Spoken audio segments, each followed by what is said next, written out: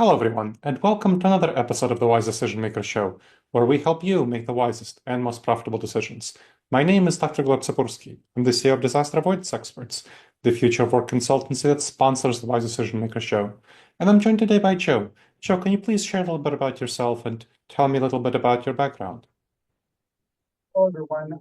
Joe Whittinghill. I am the recently retired Chief Learning and Talent Officer for Microsoft. I've worked at Microsoft for 25 years in roles including HR, finance, organization development, mergers and acquisitions. And at the last few years of my career, I was partnering with the CEO and CHRO on our culture transformation, as well as our learning and talent management efforts.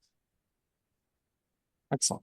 And so tell me a little bit more about the journey that Microsoft took with generative AI from your exposure with it and focusing, of course, on your expertise in learning and talent development.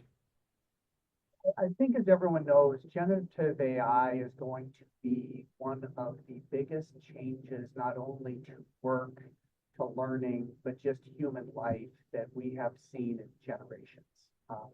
The potential for it, as well as the risks with it, are incredible. But it does bring the promise of helping us to be able to solve, for example, very complex medical problems that would have taken years to research, where we can now use AI tools to do studies around genes or disease states or treatments, pharmaceuticals that would have taken a decade to figure out. The AI tools are going to allow us to do that much more quickly. AI is going to change how learning is done, not only in K through 12 and university, but in corporate and organizational learning, and helping people more quickly find the information they need to more quickly practice a skill that they need, or to learn a new skill or about something that they already may know a little bit about but want to know more. And as we know, and we'll probably get into this, much of this is going to be done right in what has been called the flow of work or in real time. But the AI is going to be just pervasive in human life as we move forward. And as I said, there are important ethical and risk considerations that are already being discussed and being managed, which are just as important as about all the promise. Sure. So that's a great overview of generative AI. Now, how did Microsoft, or you from your perspective within Microsoft, first get familiar with generative AI as a tool? Yeah, one of the great things about working at a tech company for 25 years is you really get to see what many refer to as the new frontiers of what's happening in technology. I mean, I started in tech well before there were so many of the amazing computational tools that we have today, or the applications, or quite frankly, the personal devices we use. The Mhm. phone that I now carry was as powerful, or is as powerful, as the PC I originally learned, Hmm. the Apple machine I originally learned how to code on back in high school. So the advances in chipsets and processors is as extraordinary as all the software innovations. And Mhm. I think people are well aware Microsoft has always been in the mix of being on the forefront of technology advances. And because of hard work and smart decision making, Microsoft is really poised as one of the leaders right now, if not the leader, in AI in terms of work. And therefore, it means the entire company pivoted to AI under the leadership of, Satya Nadella, our Mhm. CEO. And people sometimes ask, how did all of this happen so quickly? Well, there was a lot of work going on for years. It's just no one was talking about it. And Hmm. so therefore, there was the ability to have groups of people doing experiments with AI. Hmm. And as we all know, in tech companies, one of the behaviors that is more resonant than maybe in most industries, not all, but in industries that are non-science based, you don't see it as much. But this idea of doing quick experiments, doing A/B testing, and really Mhm. trying Mhm. to understand what the future is critically important. And we've been working at this for years and years. Mhm. And so um, while it looks like the progress has been rapid, there's also been a lot of trial and error to get where we are today. And the Mhm. second part of your question is, everyone in the company was asked to think about what is the role you can play, one, just as an employee or leader, but Mhm. two, in your specific discipline, Mhm. as it became clear how the AI tools were going to become available. In particular, we looked at, future of work was also within my remit. Mhm. So we looked at how is AI going to change work, but then we were in parallel looking at how is AI going to change skill-based learning. Mhm. And as important, how is AI going to change how we do people management moving forward? So Mhm. there's so much opportunity there that it's very, very exciting. So let's talk a little bit about learning, and then we'll talk about people development, and then we'll talk about the future of work. I think that's kind of a natural progression. So tell me a little bit about your early experiences with using generative AI as a tool for learning and how that experience developed from your early experiences with generative AI until you left Microsoft just a few short months ago. So if we go back to the data and think through the need for our workforce to be skilled to be able to do whatever roles they are across whatever Mhm. industry, there's great studies out there about how many frontline workers are there, for example, depending on if you say World Economic Forum data, there's about 2 billion frontline workers. And frankly, Mhm. AI is going to be incredibly helpful to them, probably in the short run. But comes with that back to the risk side. There are a lot of people that don't feel they have the skills Mhm. to do their current role, let alone these future roles. And the World Economic Forum, predicted that maybe 40% of uh, core skills that workers use today will no longer be necessary in the coming Mhm. years rather rapidly. That, in fact, then creates anxiety with Sure. workers, with employees, whether they're small business owners or work for large organizations. And so this is that mix that we were looking at and Mhm. saying, how do we explain to people, we can help you learn the skills to use Mhm. AI, and we understand you think this may be disruptive and that you're going to lose your job to a Mhm. robot or to some software program. But in fact, humans and human judgment is going to be more important than ever before as we use Mhm. AI. And so from executives, the statistic that came out of a slightly similar study out of IBM was that Mhm. 60% of executives at Fortune 500 companies did not believe that their organization was remotely prepared to bring generative AI into their Mhm. organization, or that their employees would be able to use it effectively, which Mhm. created then this dramatic need for thinking through how are we going to skill people. Um, so it's a multifaceted issue, but what's also Mhm. interesting about AI, in terms of a technology set, it is one of the most interdisciplinary technology areas Mhm. that we've ever seen. And it cuts across so many aspects of not only technology, but of industries and businesses. It's a big, hard, complex problem to think about, which is also one of the reasons I think people are a little put off by it, and Mhm. or getting frozen a bit about, okay, what should we start with and what should we do next? Mhm. And you mentioned about people's anxieties and fears, and I was just speaking to Greg Donaka. I was did an interview with Greg Donaka in the previous episode, who is the CEO of Delta Dental of Idaho, and he was telling me how he didn't anticipate the kind of resistance and anxiety that would be caused by the introduction of generative AI, and that inhibits learning for people who are worried about learning. And of course, one of your primary remits was learning. So how did you work on addressing the underlying anxieties and fears that naturally inhibit learning due to people's fears about job displacement and other factors? But when you impact people's livelihoods, that is where Mhm. anxiety really spikes. And Yeah. so whatever the disruption is, when we think about, am I going to be able to have a job earn a living and be able to pay my bills. That cuts to the core. Mm. That's almost an existential crisis for people. Yeah. And it's a serious one because employment and the ability to earn a living and continue to have the skills to earn that living are absolutely based to human, psychology and wellness. So with that, when you look at any change effort, and some people have said that AI, generative AI, may be the largest change management project the world has seen, maybe in a lifetime. Yeah. So with that, you have to step back and say, how can we, one, make people aware of what we are talking about? Because there's a lot of confusion and misinformation about what AI is and what are its benefits and risks. And so first, starting with just education about this is what we're talking about when we think about AI. Here's how you could apply it at work, but frankly, here's how we see it being super helpful at home and making your home life even easier.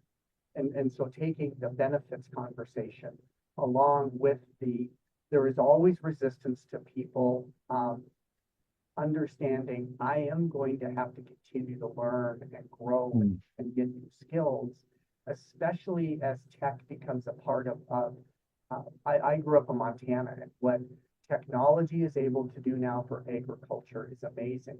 But a lot of that is actually happening in other countries like India or in Africa, where water is very scarce, where fertilizers are very scarce, and the ability to grow food, another basic need of humans, more challenging than it is in some other countries. But AI is bringing in massive help to farmers around moisture, around nutrients and soils. And so again, going to the benefits of how this is going to be helpful tends to reduce the anxiety of people. The other simple trick I just people is just start playing with it. Because familiarity starts to bring down the anxiety because people then say, oh, this isn't as complicated as I thought it was going to be. Yeah. Or even them then getting excited about, okay, I'm going to try to do something using one of the services that will allow me to find answers quicker. Maybe, some of these image generators can be quite entertaining for people. And so you can recognize that way. But it's finding ways to reduce the anxiety that I think focusing on the benefits and humans in the end do love to learn new things, but whether they really love, they love success. And so as they try something and they succeed at it, you start to see then the anxiety come down and their ability to be successful both at work and at home go up. And that has been an effective way to go at this. So that makes a lot of sense. You talked about the content. What about the forms? What kind of forms of learning are more effective? Is it workshops? Is it peer mentoring? Is it micro learning? Is it gamification? What kind of forms of learning have you seen to be most highly effective? What's been interesting, I think, with in AI, there's about 10 different subdisciplines of AI. And one of the most important things to remember is because of natural language processing, which is a subdiscipline, the ability for the human to interact with the technology is so much easier. I watch people and they're still writing search engine queries using AI. And I'm like, that's not how this works. Just write a sentence like you're talking to somebody, like you're asking the librarian. And the AI then can, because of NLP, be able to understand what you're looking for. The second thing is, I'm not clear that people understand you can keep asking follow-up questions. So it's not a search engine. The AI is actually keeping track. Take ChatGPT or take Copilot. It is keeping track of the logic of the conversation you're having. So it's very different than the search engine approach. And so we have found hands-on training working with AI is been so far the most successful approach because again, success begets success. Now, so talking about learning, let's expand a little bit to people development. And one of the nice things about AI is that it can customize its content to the development needs of each individual. Tell me a little bit more about what you found with the benefits of generative AI for people development. So one of the important things to note is all of the companies producing, in the United States at least and beyond, are really focused on the privacy issues around AI because Mhm. there's an ethical component to AI that, in particular, Microsoft and other companies feel is very important. And Microsoft has been asking for boundaries and regulation on AI for quite some Mhm. time because there's a fundamental belief that people's privacy is critical.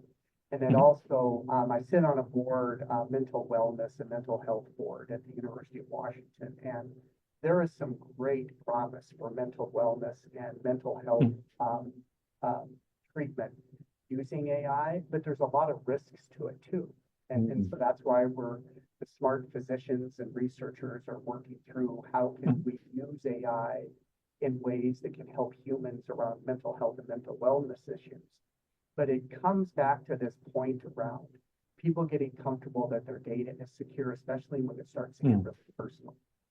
So in human development and people manager, once the AI knows who you are, especially if you Mhm. have an account, and so you're constantly working with your AI agent, because most of this is going is you'll have a personal agent to help you at work. It can then give you very specific recommendations targeted at you. Mhm. And it can give you reminders. And so we've talked about, learning in the flow of work and the Mhm. simple examples that nobody ever could pull off are now becoming reality, which it takes a look at your calendar and sees you have a one-on-one meeting coming up with one of your employees or with your manager. And Mhm. the AI reminds you of the last conversation you had with that Mhm. individual and reminds you of what the follow-up items were. You can Mhm. check to see if you've actually gotten one or Mhm. all done. But it also can nuance it and say Mhm. certain things like, it was this person's birthday or it's their service anniversary. Because what do we know happens Nice. around birthdays, service anniversaries, or college and high school reunions? People start to get a little loose in the socket about their job because they haven't Mhm. been thinking through, or after a long vacation, people always come back and Sure. say, I want a new job. But the AI can then prompt the manager to say, Mhm. let's have a conversation about career, not about the project right Mhm. away. Let's talk about what are your career goals. And so simple examples like that, more effective one-on-ones, more performance coaching in the moment Mhm. privately viewed is going to be one of the things I think people are really going to appreciate. Mhm. Coupled with, we have to make sure that the answers that are being generated by the AI are correct. And Mhm. Of that's course. where human review, human judgment, there are expert system models, which is a whole Mhm. technical conversation we won't get into today. But the type of AI you're interacting Mhm. with is really critical, and that's where in controlled environments and properly not only set up and written and maintained, the Mhm. AI is really going to help us out with, for example, people management, mental health issues, and Mhm. some of the other ones I mentioned earlier. Mhm. That's excellent. So, expanding out even further, tell me a little bit more about future of work issues that we haven't covered yet in terms of learning, in terms of people development. What are other future of work issues that we need to keep in mind and how generative AI will impact them? So I have a hope that what AI is going to do is allow us to be as productive as we have been Mhm. in the past. And this is a global statement. Because I think when you look at, I'm always envious of how the Scandinavian and Nordic countries, Northern European countries work. They get a lot of work done. They are very efficient at it, Mhm. and they have great balance in terms of their work Mhm. life and their personal life. Yeah. And partially because they are very focused when they're working at work, and then Mhm. they highly value time with their family, social time, and community time. I just think it's a really nice balance. Mhm. And my hope is across developing countries in broader Europe, Asia, and the US, we will start to see the AI allow us to have more time for those things outside of work while Mhm. we're still being as productive. And Mhm. and I think to the winner is going to be the people that embrace the idea that the AI is here to help you, whether it's Mhm. at work or at home, and getting really clear about that because Mhm. work is going to change. A lot of the tasks that we are doing today, the AI is going to just do for us. It's going to be great. I've been working on my income taxes. So in the US, we're in tax season. In the future, I have this belief I will just scan all those documents and the AI will put everything together for me and save me 15 hours I spent this weekend trying to pull together everything for taxes. That's a very mundane example, helpful at home, or for parents or caregivers where there's conflicting schedules about what doctor's appointments, what, school play or sporting events, that the agent is helping to optimize the family's calendar and taking some of the pressure off of that and catching things that aren't happening. So I think in terms of day-to-day efficiency and task management, we'll start to see some of those gains really quickly. And it's not about getting rid of jobs. It is really more about trying to free up the humans to go do more interesting and engaging work than some of the mundane.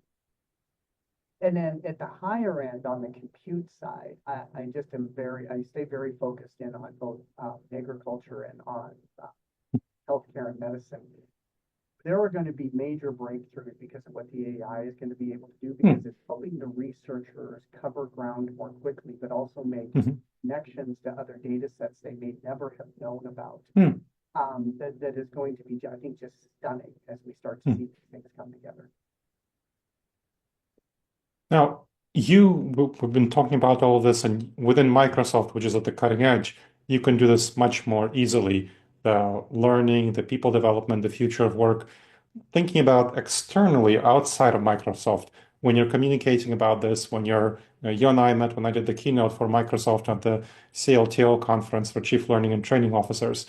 And you are also trying to bring this information out beyond Microsoft more broadly. What have you found as the challenges of doing so, and what have you found as the best strategies of doing so? Well, let me give you an example to answer the question. I was recently back in Montana and spoke to the industry, the annual meeting of the group that runs broadband in Montana. So it's in Montana, the fourth largest state. So there's a lot of territory to cover to get broadband to everybody. And these broadband companies go from 4 people up to larger, as you would expect. And the irony is Montana is a very highly connected state, and they want to make it even more so. It's kind of like South Korea in some areas, because as we know, if you have me talk about like education, access to education and information, I think is a fundamental right. That's my personal. People may disagree with me. But you look at what has been able to happen in countries like Africa, or if you look in certain parts of Asia, where we can get information into schools generally through broadband or some type of internet. Now satellite is helping. That is a game changer. But it's first and foremost just access to the data pipe that's big enough to get that data to everyone. As I'm talking to these broadband people, the first thing I said, I don't know if you understand how critical your jobs are. It isn't just about giving people cable TV and internet to play solitaire and Wordle with people. It is about really getting information to businesses, information to caregivers, information to educators. But I was reminding all of them, I said, look, it's the same advice I give to everybody. You may not know what your AI strategy is for your small broadband company, then don't start there. Just start by playing with it. And you personally, as the business leader, need to start interacting with the AI and practicing, because you'll start to see some applications for your business. But then turn loose some of your earlier in career employees and let them say, we think if we use the AI in this particular situation, we are going to save the company 5 hours, a week. I'm just getting rid of some of this ridiculous work that we're doing. And in the room, all of a sudden, the light bulb started going on. Because I said, look, you are personally responsible for understanding what is going to be one of the most important business tools over the next 50 years.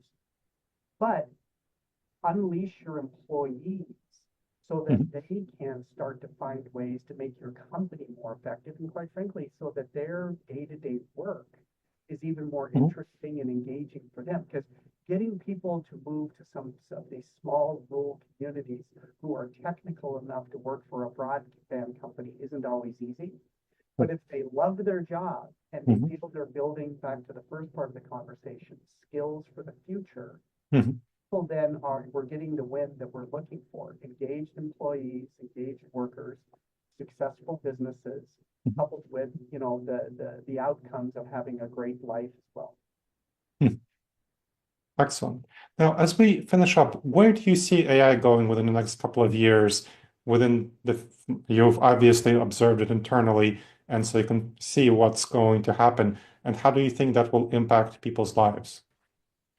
Yeah, I think, the really smart technologists, we have people who, like Kevin Scott at Microsoft, these big brain people who just, we refer to it as they're working on the frontier of technology. The promise of what AI is going to bring in terms of improving the overall human condition, it is there. We've already been mentioning lots of examples, and there's many of them out there. I think for me, I'm personally doing what I've asked other people to do is every day I try to go out and futz around with some other new piece of technology, breaking it down. Am I going and interacting with ChatGPT Copilot? Am I doing the image creator, and having some fun with doing artistic types of things with the AI? Really, I have this firm belief, Gleb, around this is going to be the resurgence of rhetoric. And what is rhetoric? Rhetoric is the effective skill of communication and persuasion, and some people call it an art. But using rhetoric to talk to the chatbots, because it brings you clarity and precision. So your prompts, so the questions you write they call it prompts formally. And these aren't the internet questions that you've been asking on the search engines. These are just asking in full sentences what's going on. Rhetoric and logic, and then being able to dig into something you don't know about and trying to get clarity around a topic you're unaware of or you're trying to understand really quickly. I think the skill of rhetoric is going to be quintessential in most skills for people to be successful with AI. And then it's this practice. Just get out and start playing with it. And then you'll notice in programs you're using, or even if you're out on the shopping sites. I was trying to find some protein drinks today, and the shopping site started, an AI agent popped up and said, it doesn't look like you're finding what you're looking for. And just laughing because it has presence. It knows what I'm trying to do, and it sees I'm struggling, and so it's trying to help me out. So in small ways, making our time more effective so we then can go spend our time doing the things we really want to do. Helping us be more effective interacting with each other as humans and making teams more effective and manager-employee relationships more effective. And then quite frankly, I just think the ability to go after some of the world's biggest problems. Once we get these big AI engines going and then point them at some of the most pressing problems that we have around, health or the environment, I think it's going to be pretty exciting. And then to where we also said, it's like, don't be afraid of it. Just go start playing with it. And there is so much potential out there that I think the people that just get a little bit better every day using AI are going to be a lot happier in the long run than people are still holding back. Excellent.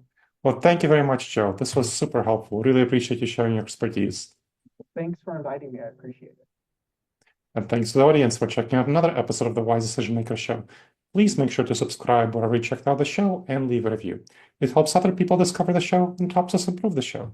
And if you have any questions, email me at gleb, Gleb, @disasteravoidanceexperts.com.